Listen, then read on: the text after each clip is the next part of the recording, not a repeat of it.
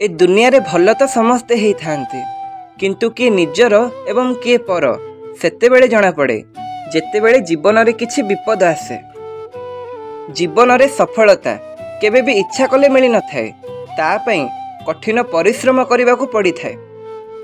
केवल स्वप्न देख नहीं, जो लक्ष्य पथ को हासिल करने स्वप्न देखुच ताकू पूरण करने कठिन परिश्रम कर। समय ठारू बड़ गुरु दानी एवं बलवान ए दुनिया रे केही भी नहांती। प्रार्थना केबे भी असफल हुएनी, से बास केवल उचित समय को अपेक्षा करि थाए।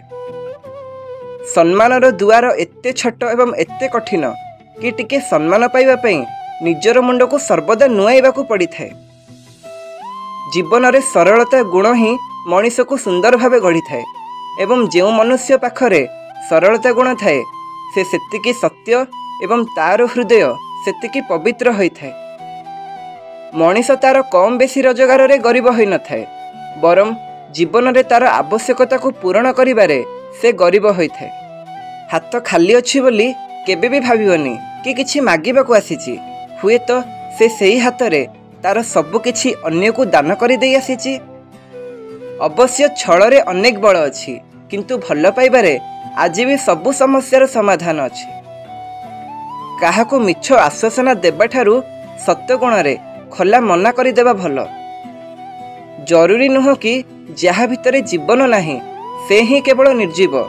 अरे जहा भितरे जीवन थाई मध्य टिके मनीष तो नाही से कि बा जीवित। सबु बेले भल पाइबार भाषा कुह, काहेकि ना एहाको एक बधिर मध्य सुनी पारिबो एवं एक मुक मध्य कहि पारिबो।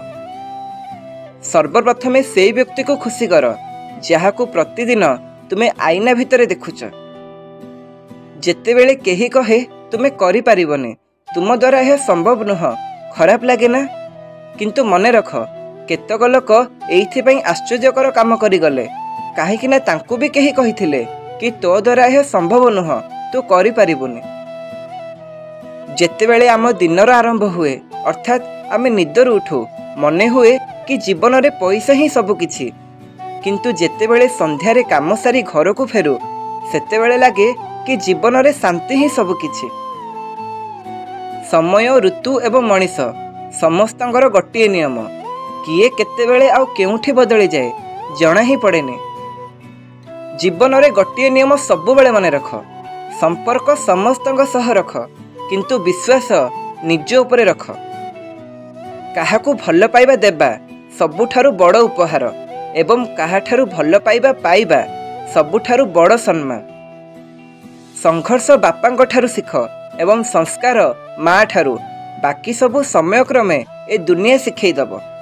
किए जणे सत्य ही कहिथिले, काहाकू थरे सच्चा हृदय भल पाइकी देख, थरे नुह प्रति मुहूर्त रे तुमको ता पई कांदिबाकू पड़िबो। सबु बेले प्रथमे निजको भल पाइबाकू चेष्टा कर। लोकंकर कौन अछि, आज तुमे पसंद आसीच, काली आउ केही पसंद आसी जीवो। निज चरित्र को एमिति गढ़ंतु जे तुम चुप रहिबा भी लोकंक छाती रे निया लगई दबो।